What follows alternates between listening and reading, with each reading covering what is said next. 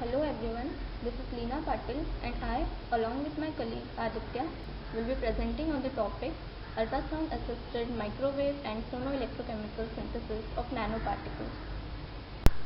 In this presentation, we will be seeing the current status of nanotechnology, the various methods of synthesizing nanoparticles, then how microwave and sonochemistry is assisting the synthesis of nanomaterials, then one case study in which cadmium sulfide nanoparticles are being made, and then sonoelectrochemical synthesis method and the factors affecting this method.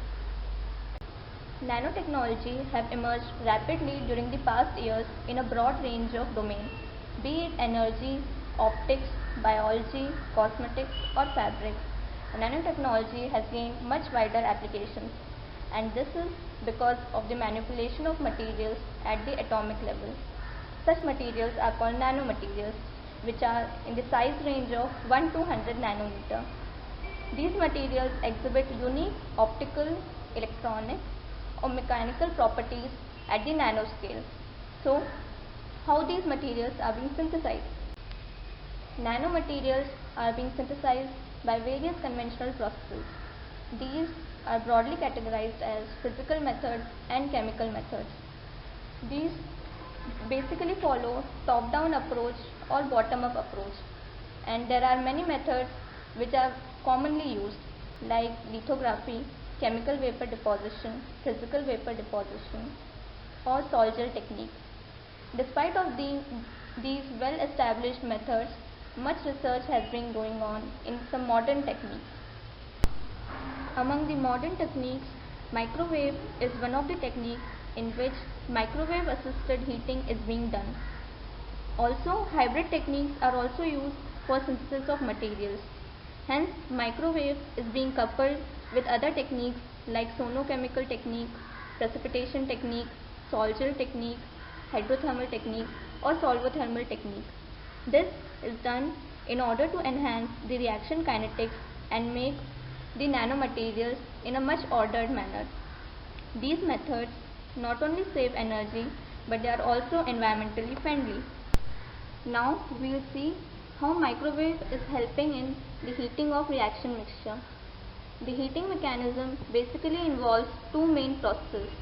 One is dipolar polarization and another is ionic conduction. When the sample is irradiated with microwaves, then there is alignment of dipoles or ions in the electric field. As we all know that microwave is an electromagnetic radiation, so it produces an oscillating electric field and magnetic field. So the dipoles or ions in the presence of this oscillating field continuously align themselves in the electric field. This generates large amounts of heat through molecular friction and dielectric loss. The another mechanism is ionic conduction, wherein the dissolved charged particles oscillate back and forth under the influence of microwave irradiation. This results in the collision with the neighboring molecules and hence great heat is being generated. It is important to note here that the heat generating capacity of ionic conduction mechanism is much higher than the dipolar polarization. So this is how microwave generates heating. So it is different from conventional heating because in conventional heating convective or radiative mode of heat transfer occurs.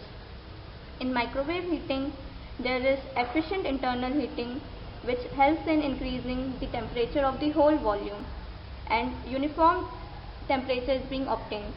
However, in conventional heating, there is inhomogeneity in the solution. So, this results in the non-uniform nucleation and growth. So, that is why conventional heating is not preferred because the final nanostructure that we obtain is not well defined. However, in case of microwave heating, there is low thermal gradient and that is why we obtain well defined nanostructure.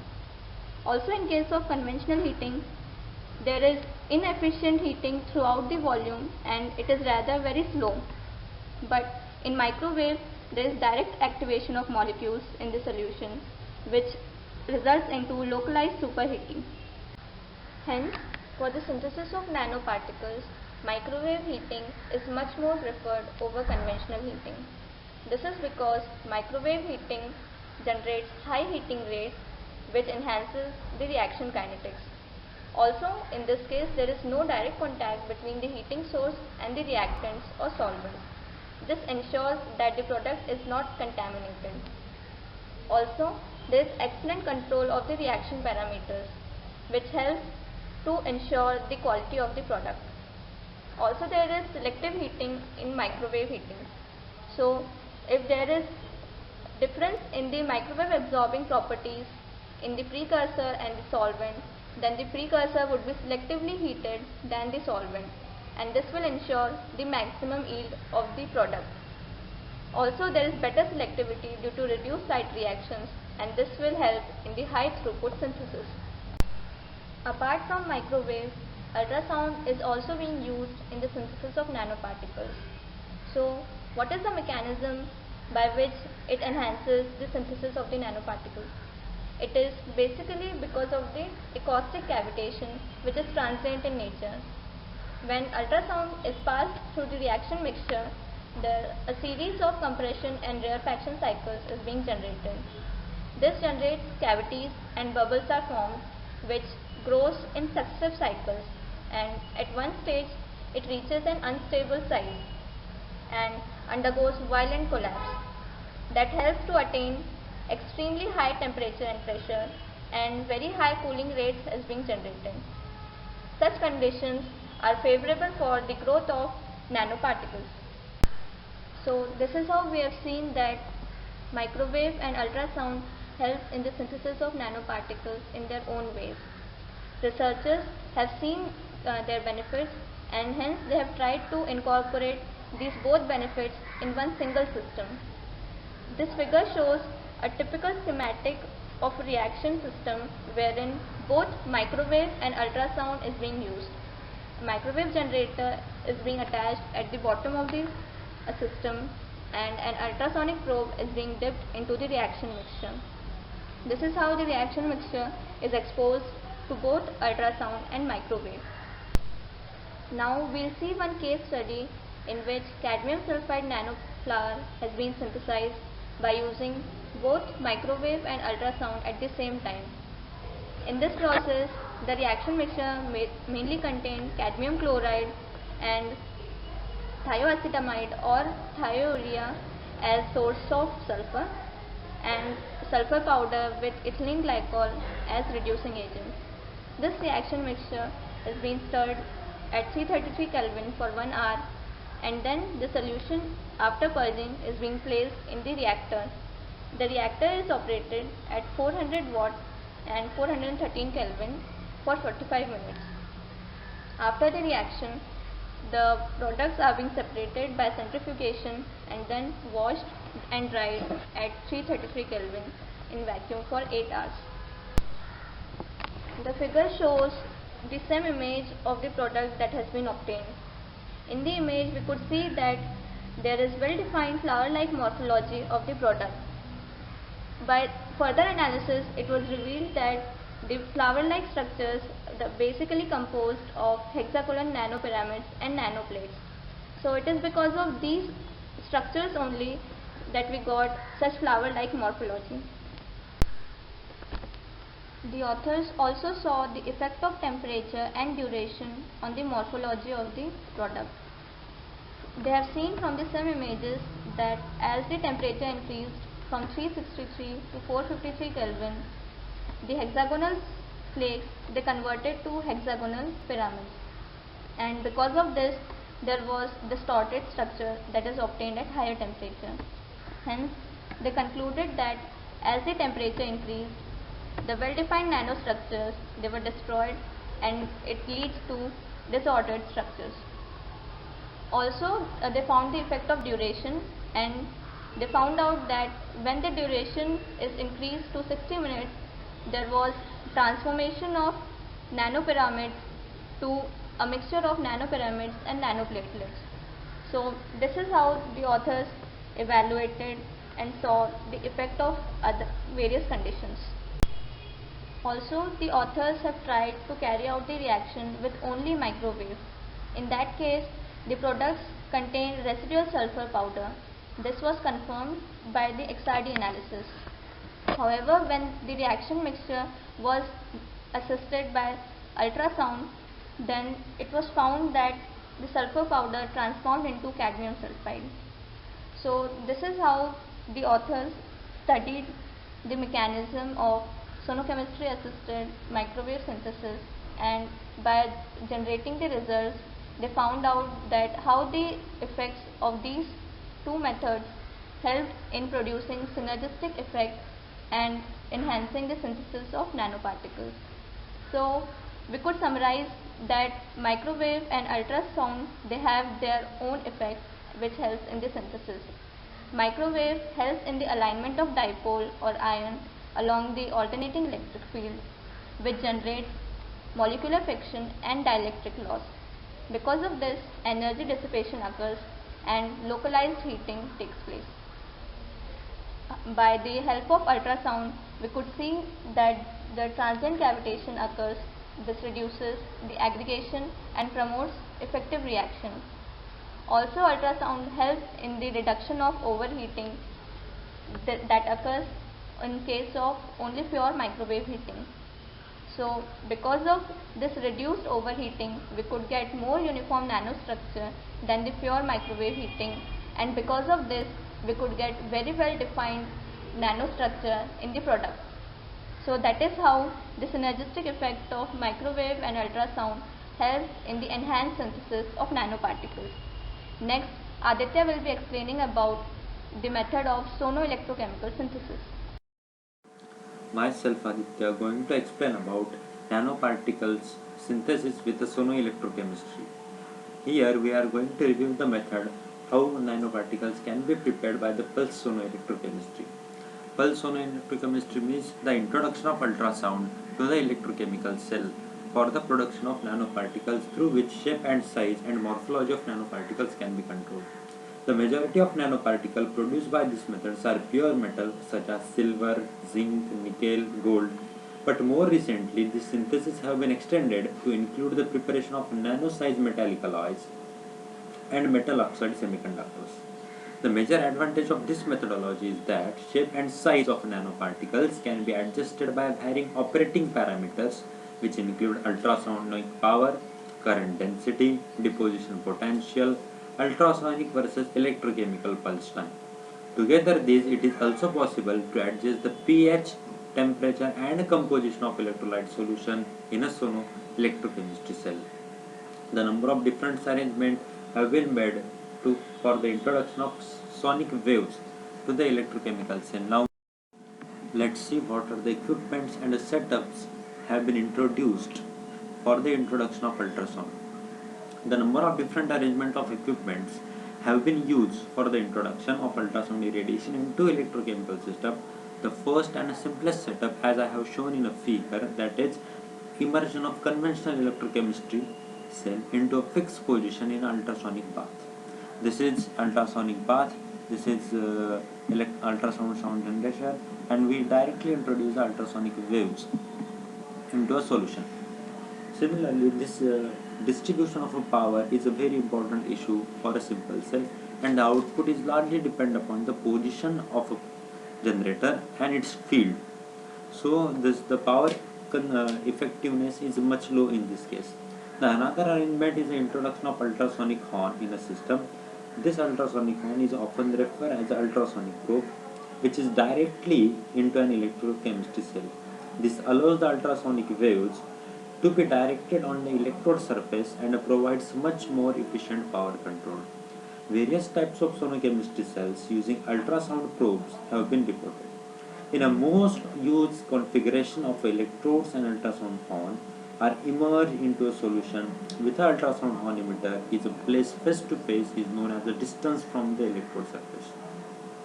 The another arrangement is to convert ultrasound horn itself in a working electrode. Such as electrode is referred as a sonotode or sonoelectrode. This is a new type, and this is the most efficient, on which power control and field and position can be easily manipulated to adjust the shape and size of nanoparticles. Let's see what are the various controlling parameters for the pulse sonoelectrochemistry. Here the very important parameter is the bath temperature. Crystal growth is slower at a lower temperature, resulting in smaller crystal sizes. On the other hand, at a higher temperature, quantity of a powders obtained is very low.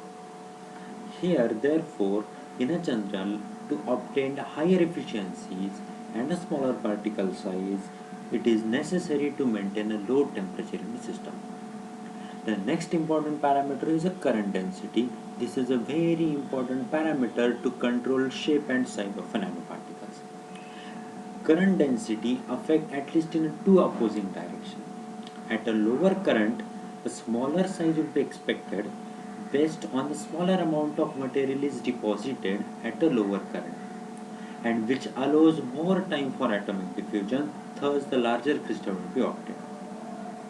In a case of a CDS nanoparticles which have been obtained, larger crystal size is obtained at a lower current density, but a contrast result we get in a case of a copper. Here we can see what are the different shape and sizes obtained for a silver nanoparticles under the current density as I mentioned. Hence, to control the morphology, current density plays very important role in a case of metals as well. Now the current pulse time and ultrasound intensity. These are also very important controlling parameters. Current pulse time. The process required that the deposit should be removed during the period of each sonic pulse. Therefore, only new nuclei should form during the time. As the length of a TON increase, so that the formation of a stable metallic nucleus on a sonoelectrode and a growth of a formed nuclei will take place. Therefore, in a principle, to obtain a smaller crystal size, a short current pulse time is required. It has been observed experimentally that shorted current pulses increase the process efficiency. However, the synthesis of platinum nanoparticle, where the TON was varied between 200 to 500 microseconds without any significant effect on either efficiency of a process or a nanoparticle size. Also, CO2 nanoparticle synthesis particle size did not vary significantly when a TON ranged between 100 to 300 microseconds. Now the next factor is ultrasound intensity. The intensity of ultrasonic pulse should be high enough to remove the whole deposit from the sonoelectrode surface and not leave any residue on a surface of a working electrode, preventing by the way of a growth of a metal particles during a next current pulse. Above this intensity where the deposit is removed, further increase of intensity of a ultrasound particle movement in a bulk solution resulting high velocity and collisions occur which results in a formation of agglomerates that affect the crystal growth significantly. The extra energy will be wasted. However, it should be noted that ultrasound pulses can affect the morphology and size of a fresh formed nanopowders in a solution. Thus, we have to optimize the power accordingly. Our next controlling parameter is ultrasound pulse time, which is also very important parameter to control the morphology of a nanoparticles obtained. As we know that ultrasound pulse time must be sufficient to remove all metal crystallites that are deposited on a sonotode during the electrode deposition. When experimentals are observed that platinum nanoparticle synthesis when the time was varied between 300 to 500 microseconds, although the efficiency decreased at a higher time and particle size remained constant. Also, for CO2 nanoparticles, size did not vary significantly when the time varied between 400 up to 400 microseconds. This lack of dependence of diameter with the time could be explained by the fact that there is a sufficient effective ultrasound pulse time so that all particles are expelled away from the sonotode surface well before the end of a pulse time. It is interesting to note that the sonoelectrode deposition under the continuous ultrasound derivation leads for the formation of amorphous material. Stabilizer plays also very important role in a sonoelectrochemistry. In this process, initially nanoparticles are formed have a very pure, uncontaminated surface. Such powders are so fine that they can be easily agglomerated by the various mechanisms. Also, the acoustic streaming associated to the ultrasonic waves in a solid suspension is also sufficient to induce the agglomeration process. Thus, to avoid the agglomeration process, we have to introduce a stabilizer in a process. Here we can see that for silver nanoparticles, when we introduce stabilizer, that is PVP, these are generally polymer stabilizers are used. When on the introduction of PVP and without PVP, we have obtained a different size of the nanoparticles. Thus, this is very also important parameter for a controlling over the nanoparticles.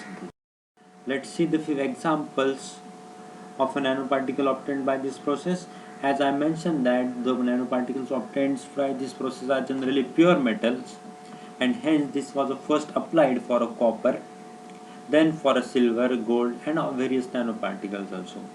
Here on the varying of a current density, the distribution of size can be easily seen. On the variation of current density from 55 to 100 milliamperes, we obtained the diameter of nanoparticle between 25 to 60 nanometer. Hence, we have to manipulate the variables which we have observed for the preparation of particular set of nanoparticle and to control the morphology of metal. Also, few nanopowders alloy which have been also obtained. The binary and ternary alloy of iron, cobalt, and nickel have been obtained generally. Here we observe that mean diameter is 100 nanometer and the smallest diameter is obtained about 7 nanometers.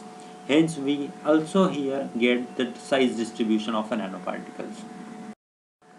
Let's see the few example of semiconductors nanopowder. As we know, semiconductors are very important for modern electronics. Here it is reported that the C2O nanopowders have been prepared as well as CDSC with a tubular structure is been obtained. Due to the high surface energy, these are very unstable. Hence, we have to manipulate the mechanism accordingly. Let's see the few conducting polymers nanoparticle which have been obtained. Generally the polyaniline, that is PANI, has been obtained by this process, and this process is used for the preparation of polymer nanoparticles also. Up till now we have seen the various parameters that are affecting the process as well as few example where we obtained the size distribution and how to control the morphology of a particular set of nanoparticles to obtain. Hence, we can conclude that the pulse sonoelectrochemistry technique have been used for the preparation of nanopowders. The majority of nanopowders are pure metal because no contamination here occur, but we have to avoid the agglomeration and thus we add a stabilizer in it. The factors which affect for the process is nanoparticle size of ultrasound pulse time and a current density are the very important parameters from both 7 we have studied. These parameters need to be optimized in order to maximize the nanoparticle production and to obtain a lowest size product depending upon the application is suitable. Thus, the pulse sonoelectrochemistry is a very suitable method for the obtaining of pure nanoparticles, and hence we can obtain a different size by the controlling parameters.